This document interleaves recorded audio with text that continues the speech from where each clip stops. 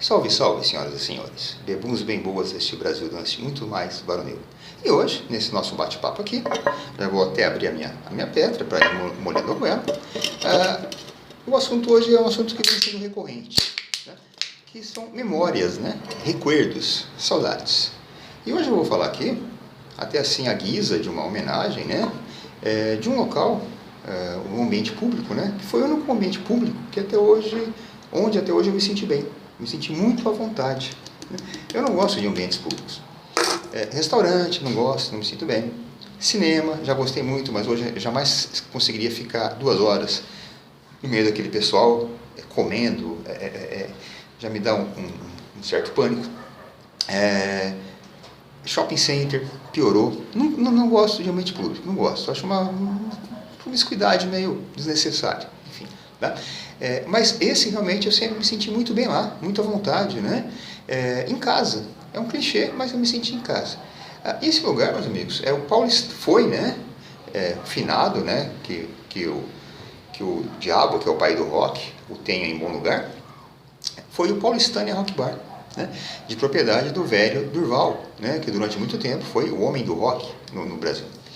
E o Paulistânia, ele foi até hoje, o único bar de rock da cidade de Ribeirão Preto. Quem mora por aqui pode falar, mas né, teve o Bronze, tem lá o Vila Dionísio. Não é, meus amigos. Bar de rock é uma coisa. Bar que toca rock é outra coisa totalmente distinta. Mas qual que é a diferença, então? Bar de rock e bar que toca rock? Olha, meu amigo, se você não consegue perceber a diferença, eu vou ser incapaz de lhe explicar. Então, o Paulistânia, ele, não sei quando que ele abriu. O que eu sei é que eu frequentei o Paulistânia, levado lá pelo meu irmão, de 98 até 2006, de uma maneira assim, bem assídua. 2007, 2008 já foi rareando mais, foi ficando mais esporádico, e em 2008 acho que foi a última vez que eu fui lá. Minha esposa não gostava que eu fosse, né? Não sei porquê, mas ela tinha alguma implicância com aquele lugar. Eu já levei ela já foi lá comigo algumas vezes, algumas poucas vezes, e ela não se sentiu bem naquele local, no que eu entendo plenamente. O Paulistânia não era um local assim para qualquer um. Só de eu me sentir bem lá já mostra que era um local meio esquisito, né? Era um local onde assim, a pessoa, para gostar de lá, ela tinha que ter algum tipo de transtorno, seja mental, seja social, né? Realmente era um lugar que não era estranho. E minha esposa, que é normal, realmente aquilo devia ser uma tortura para ela, né? Na mesma proporção em que eu me sentia à vontade, ela se sentia desconfortável, né? Então fui parando de ir. 2008, 2009 nasceu meu filho, aí realmente acabou, porque enfim, não que eu ache que tenha nada demais, eu lá dava uma chegadinha no Paulistânia, voltava pertinho de casa, mas né, aí você já dá pano para manga, tá? Então até 2008 eu fui lá. Ele funcionou até 2012, 13. Já não estava bem das pernas, né? O público já estava pequeno, sempre foi um público pequeno, estava menor ainda, e talvez também o Durval, né, o dono, tivesse cansado já daquilo, né? O cara já estava querendo aposentar, o cara tem umas propriedades na cidade, de aluguel, tudo, o cara já não estava mais na dele, já estava era um cara velho já na época, né? Talvez ele tivesse na época a idade que eu tenho hoje, uns 50 e pouco, 58, sei lá, né? E ficou fechado por um bom tempo. E em 2015, o Durval arrendou o espaço para uma meninada nova, roqueiros, né? Tudo rocker. E lá deram uma mexida na casa, reformaram, pintaram a fachada, ficou um troço mais assim, neon, né? O que eu achei uma bosta, né? Não conheci esse novo Paulistânia, porque o ambiente sempre foi cinza, um negócio meio sombrio, mas essa molecada mexeu. Só que não durou muito tempo, meu amigo, porque assim, rocker, né? Esses rockers, né? É rocker de abadá, meu amigo. Na sexta-feira o cara vai numa apresentação de rock, no sábado ele está na micareta, atrás do carro da Ivete, né? É roqueiro de abadá. E em 2016 realmente a coisa fechou, né? E nunca mais ouvi falar assim do Paulistânia. Mas como eu disse, né? Era um ambiente assim, estranho, né? Não era para qualquer um, repito. Para a pessoa ir lá e gostar de lá, ela tinha que ter algum tipo de desequilíbrio mental ou social. Tinha que ser algum desajustado social ou mental, né? Que é o meu caso, acho que eu sou até as duas coisas. Se ela não fosse, ela não queria ir lá, ou se por acaso alguma vez ela foi lá, levada por alguém que caiu de paraquedas, ela não voltaria a segunda vez. Isso não tinha jeito. Era um espaço paulistano, na verdade, para a gente se esconder. Não era para se exibir, que é o normal, né? Quando a pessoa sai numa sexta-feira à noite, no sábado, a pessoa se arruma, ela vai se exibir, ela vai, não, ali era um ambiente para se esconder. Tinha uma porta grandona principal, entrava, tinha uma escadinha, e essa escadinha dava para uma área grande ali, grande, não era grande, não era pequena, né? Toda ladrilhada, quadriculada, ficavam as mesas ali para quem quisesse sentar, podia ficar em pé. Ao fundo o palco era baixo, não devia ter mais do que 30, 40 centímetros, ficava na mesma altura ali do público, o balcão ao fundo, e do lado o caixa, e do lado assim a escada que subia para os banheiros. Era um ambiente pequeno, tá? Claustrofóbico até. Talvez hoje eu não consiga se frequentar, depois que eu tive esse negócio de ansiedade, essa porra, essa viadagem toda que eu tive, né? Era um espaço pequeno. As paredes, né, eram todas forradas com espuma em forma de caixa de ovo para isolamento acústico, que é uma coisa que não se pode dizer do Durval, que ele tem incomodado a vizinhança algum dia, de forma alguma. Ele sempre prezava por isso. Se você fosse para a calçada, botasse o ouvido na parede do Paulistânia, você não escutaria nada. Era muito bem isolado acusticamente, né? Era um ambiente que era respeitoso com a vizinhança, coisa que hoje é rara, tá? Coisa que hoje é rara. E na época não havia proibição de se fumar em ambientes fechados. Então, quando tinha lá um público recorde paulistânia, né, umas 20 pessoas, né, lá era recorde 20 pessoas, ficava assim aquele nevoeiro, parecia um fog londrino, smog no caso, né, que era fumaça. E trespassado pela luz, ficava assim uma névoa meio... Fala para a luz, estou tentando fugir dessa aqui, apesar da cabeça ser grande, ela não está conseguindo tapar. Ficava assim uma atmosfera azulada, né? Uma neblina azulada. Você chegava em casa, você estava com o cabelo fedendo cigarro, barba não, porque não tinha na época, roupa, o tênis, a meia fedia cigarro. Eu nunca tive essas frescuras, nariz insensível, nunca me incomodou essa coisa do cigarro, né? Minha esposa, inclusive, fumou durante algum tempo, não me incomodava. Insisti para que ela parasse, porque, enfim, mais por questão de saúde do que do cheiro do cigarro, mas não me incomodava. Então era um ambiente assim que realmente não é qualquer um que fosse se sentir bem, né? Tinha que ser algum tipo de desajustado, né? Era uma elite que frequentava ali, né? Uma elite não financeira, não intelectual, uma elite de desequilibrados realmente, né? O pessoal que frequentava ali era tudo VIP, né? E não VIP very important person, era very insane person, people, né? Era tudo meio doido, tá? Realmente era um local para você se esconder, não era para você se exibir, nada disso. E ali tinha diversos tipos de louco, né? E o curioso ali é que dificilmente o louco, a loucura, chegava sozinha. Ela sempre aportava ali em pequenos grupos, em bandos. Mesmo eu, que sempre fui meio gato vira-lata, sempre gostei de andar sozinho, ir no cinema sozinho, quando eu ia no cinema, andar na rua à noite sozinho, sempre gostei de ficar sozinho. Mesmo ali, raras vezes eu fui sozinho, raras vezes. Eu sempre ia num grupo de uma meia dúzia, ia eu, meu irmão, o Nariz, o Priscilão, que não é um travesti, o Priscilão, na mesa aí, a namorada do Nariz, mais uns 5, 6 pessoas. Eu sempre, mesmo eu que não sou de gregarismo, né, eu ia nesse pequeno grupo. Então ali o pessoal chegava em bandos.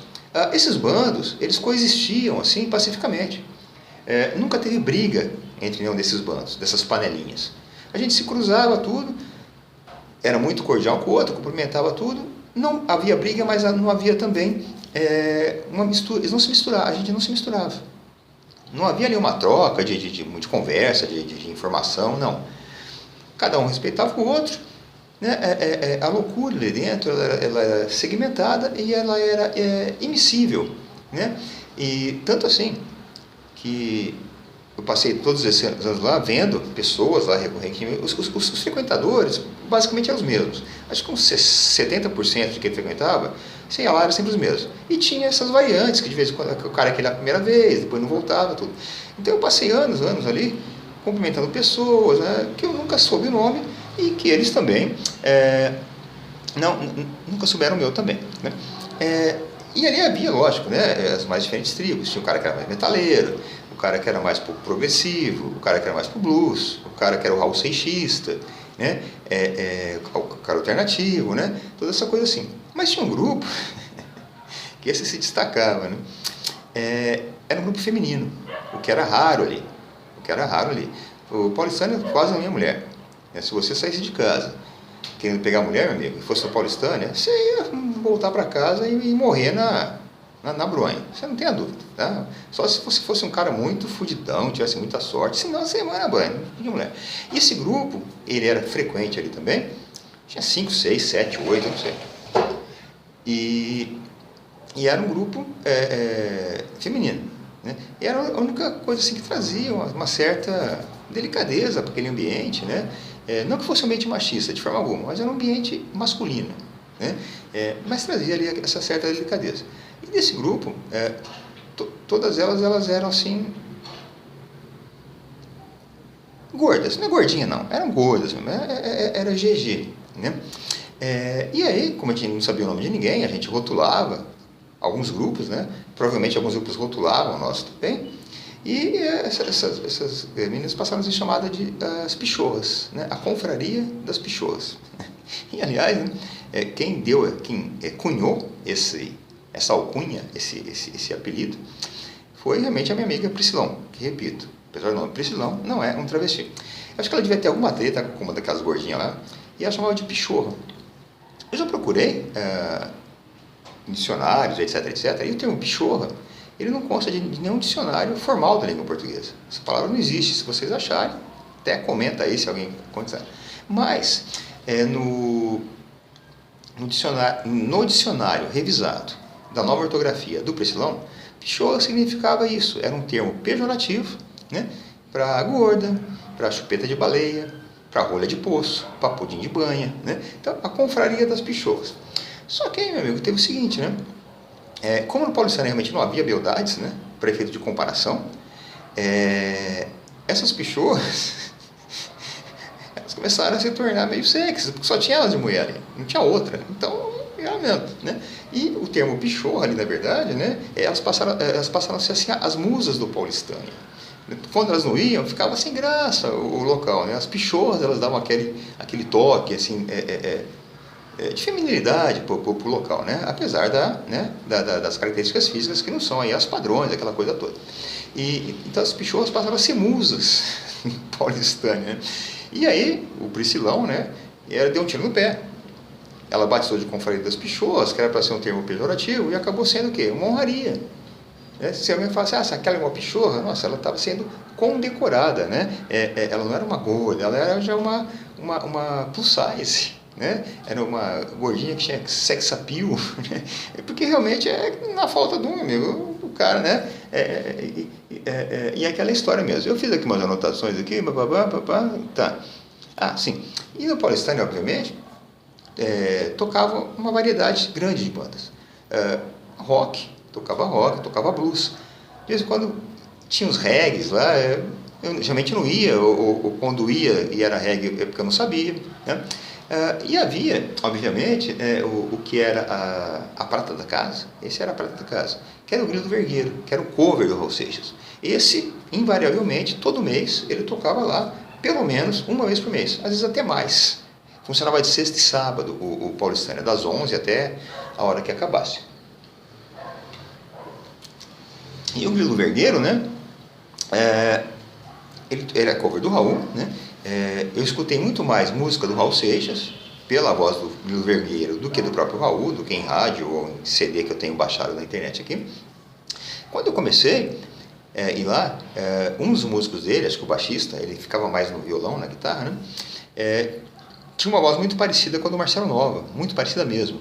Então, além das músicas do Raul, sozinho, eles faziam lá também umas 3 ou 4 faixas do Panela do Diabo. Esse cara entrava cantando Marcelo Nova, ficava excelente, né? Mas depois esse cara, acho que ele tinha um emprego formal, alguma coisa, não dava para conciliar, ele acabou largando e essas músicas foram tiradas do repertório, tá? E quando o Grilo tocava, aparecia lá um outro bando. Esse bando era o bando mais abjeto. Nenhum dos outros bandos gostava dele. Nunca ninguém foi hostil com eles, até porque os caras eram grandes, acho que não daria para encarar. Mas era um grupo assim que era desprezado, de maneira tácita, mesmo que nenhum grupo comunicasse com o outro: olha, eu desprezo esses sujeitos. Pelo olhar a gente percebia que eles eram reprovados. Eram uns 4, 5 rapazes, fortes, né, bem apessoados até, que a gente começou a gente rotulou de os miquinhos amestrados. E por quê? O Grilo estava cantando no palco lá, e eles ficavam na beira do palco, quase lambendo o saco do sujeito, e fazendo a coreografia da música. Então o Grilo falava assim: meu sapato 36. O cara tirava o sapato e mostrava. Esse tipo de coisa, uma coisa assim ridícula, que naquele ambiente não cabia. Então esses caras iam lá, e enfim, ninguém queria hostilidade, os caras eram fortes, então eram os miquinhos amestrados, né? Mas eles felizmente só apareciam quando o Grilo ia lá. E o próprio Grilo, né? Ele já morreu aí há alguns anos, não sei, 4, 5 anos, alguma coisa assim. Não tenho essa recordação direita. E eu acho que ele morreu em decorrência realmente né, ele realmente malhava bem. Ele começava a tocar umas 11h30, ia até umas 2, 3, sei lá, tinha um intervalo, né, nesse meio todo, e nesse tempo todo ele entornava uma garrafa de conhaque. Não era assim, era conhaque. Conhaque é uma coisa braba, né? Às vezes mais de uma garrafa de conhaque. Teve um tempo até que ele não conseguiu mais, porque acho que ele também tinha um trabalho formal. Se não me engano, ele era técnico de refrigeração, alguma coisa assim. Não conseguiu mais levar coisa. Ele chegou a ser internado para reabilitação, e eu sei disso porque, coincidentemente, eu dei aula para 2 sobrinhos do Grilo, né? Um lá em 2003, 2004, e uma outra menina, um pouquinho mais depois, 2008, 2009, alguma coisa assim. Até mais, até 12, 13 talvez. E essa menina, ela sabia que eu gostava dele, né? Não sei como eu descobri que ela era sobrinha, enfim, mas eu sabia. E ela falou: olha, era sobrinha, filha da irmã do Grilo. Meu tio está internado, uma reabilitação, aquela coisa toda. Ele ficou lá um tempo, saiu, ficou um tempo bem, mas aquela coisa, depois ele saiu, não bebia mais, mas estava triste, né? Fisicamente talvez estivesse melhor, mas estava triste. Eu acho que ele deve ter voltado, aquela coisa toda, e por alguma... aconteceu, né? Então o próprio Grilo hoje ele não existe mais. Quando ele morreu, inclusive, teve uma história de que faria um tributo para ele aqui, mas não faz nada, né? E ele cantava muito bem, e o Grilo, inclusive, ele lançou um CD independente, que eu tenho aqui, né? Grilo Vergueiro, olha lá, A Divina Herança Social, músicas de autoria, né? de sua própria labra, e que ele cantava às vezes no show. O CDzinho está aqui, olha lá. Olha lá, tá até autografado, está escrito autografado. E esse CD, houve uma noite de lançamento do CD, mas já caiu nessa época, né, em que eu já não ia mais lá. Então, faltei com ele também. E eu consegui o CD de que jeito? Ele lançou um CD e vendia lá. Eu queria ir muito lá para comprar o CD, mas aí, né, evitar essas coisas. E eu consegui esse CD geralmente com a sobrinha dele, né? Falei: olha, o seu tio tinha um CD, será que ainda tem alguma coisa lá? Falei: não, acho que ele tinha uns lá. Falei assim: traz um para mim, vê quanto que ele está vendendo, você me traz, eu te dou dinheiro. Aí ela veio tudo, ele fez a dedicatória, ela falou que eu frequentava o Paulistânia, hoje seria seguir, né? Eu seguia o Paulistânia. E aí ele até fez aqui uma para Ricardo, espero que você goste, tá? E ele nem me cobrou nada. Ele falou: não, tem problema não, nem me cobrou nada. E eu guardo com muito carinho esse CD do Grilo. O Grilo está aqui, ó, né? São umas 10 músicas, né? Tem 3 ou 4 aqui muito boas, mas as outras também são boas. A sonoridade é essa coisa bem daquele rock meio sujo, né? Aqueles instrumentos distorcidos. É um CD bom de ouvir. De vez em quando eu ponho aí e escuto. Bom, então, é um lugar que realmente eu sempre me senti muito bem. Aí, algum tempo atrás ali, 1 ano, 2 mais ou menos, eu estava ali, aqui sentado, talvez escutando o Raul, e eu lembrei do Paulistânia, né? Aí deu aquela saudade, assim, aquela saudade que fica aqui guardada, você nem sabe que ela está, e pega você num dia mais assim, sorumbático, um dia mais chuvoso, e ela volta a incomodar, como diria o Fagner, né? Saudade morta e amordaçada volta a incomodar. Esse tipo de saudade, meu amigo, eu comparo até aquelas situações assim que aquelas pessoas que sofreram algum acidente ou que foram baleadas, alguma coisa, e que ficaram com fragmentos metálicos em alguma região do corpo de difícil acesso, regiões do corpo vitais, muito delicadas. Então o cara tem um fragmento de metal no crânio, muito perto do cérebro, no tórax, muito perto do coração, numa coluna cervical, fragmentos assim, que se deixar quieto, o cara vive com ele muito tempo ali, aqueles fragmentos. E se for tentar remover cirurgicamente, o risco é maior do que, né, a chance do cara sobreviver, né? Só que assim, o cara vive normalmente e de vez em quando esses fragmentos aí, eles começam a incomodar, eles doem, um dia mais frio, etc, etc. Então esse tipo de saudade é essa, né? São esses fragmentos, eles ficam alojados ali, né? Se for tentar remover a saudade minha do Paulistânia de perto do meu miocárdio, é me matar na mesa de operação. Então eu deixo ela aqui e no mais das vezes eu nem sei que ela está. Mas aquilo que eu te falei, pega um dia assim, papapá, e ela acaba, né, incomodando. E aí eu falei, caramba, o que será que aconteceu com o Paulistânia, né? Já fazia algum tempo que eu não... E aí fui pro meu trabalho, aquela coisa toda. Na volta eu resolvi fazer o quê? Desviei o caminho e falei, eu vou passar em frente ao Paulistânia para ver o que está acontecendo ali. Se tem faixa de aluga, vende, alguma coisa assim. Quando eu passei na frente, amigo, o que eu vi é o que vai aparecer na sua tela, já aparece aí. Tava lá, Riber Balada Mix. Esse Riber Balada Mix, meu amigo, é uma casa de swing, um antro de putaria, meu amigo, de perversão, de fetiches e de muita cornagem, né? Swingers, o cara leva lá a mulher dele para outro comer, né? Deve ser um lugar maravilhoso de si, né? E tava lá, né? Acho que já apareceu na tela de vocês aí, Riber Balada Mix. Esse Riber Balada Mix, na verdade, ele já existia. O Paulistânia, que a entrada era nessa foto que você viu, ele fica no meio do quarteirão, e na esquina, bem na esquina mesmo, subindo, também propriedade do Durval, já existia esse Riber Balada Mix. Era um lugar pequeno, o Durval já alugava para esse tipo de coisa, né? Então você tinha na época o rock no Paulistânia e o sexo no Riber, na esquina. A droga, cada um cuidava da sua. Então já existia. E com o fechamento do Paulistânia, o arrendamento não deu certo, o que deve ter esse Riber Mix? Falou assim, olha, me arrenda tudo e eu vou usar o espaço inteiro. E eles tomaram conta daquilo tudo, meu amigo, né? Onde você vê que o sexo, ele economicamente, ele é muito mais viável do que o rock hoje, ainda mais no Brasil, né? Então tava lá, eu passei, tava lá, né? Riber Balada Mix, puta que pariu, assim, sei lá, parece que violaram o túmulo do Paulistânia, né? Mas tá lá, Riber Balada Mix. E aí eu me lembrei, meu amigo, se a minha esposa não gostava que eu fosse lá quando era o Paulistânia, imagina agora então, né? Mas enfim, meus amigos, é isso aí, né? Então esse registro que eu queria deixar aqui é assim, uma homenagem, né? Sei que meia dúzia vai ver, como meia dúzia sempre vê no vídeo, a esse Paulistânia. Muitas outras registros por escrito eu já fiz lá no meu blog, a Marreta do Azarão. Tem lá 3, 4, 5, 6 postagens onde eu falo do Paulistânia. Inclusive esse roteiro meio mal serzido que eu falei aqui, eu fui construindo ele a partir de algumas postagens do que eu coloquei lá, né? Eu fui lendo o que eu coloquei, fui costurando e para tentar botar ele na forma de um vídeo.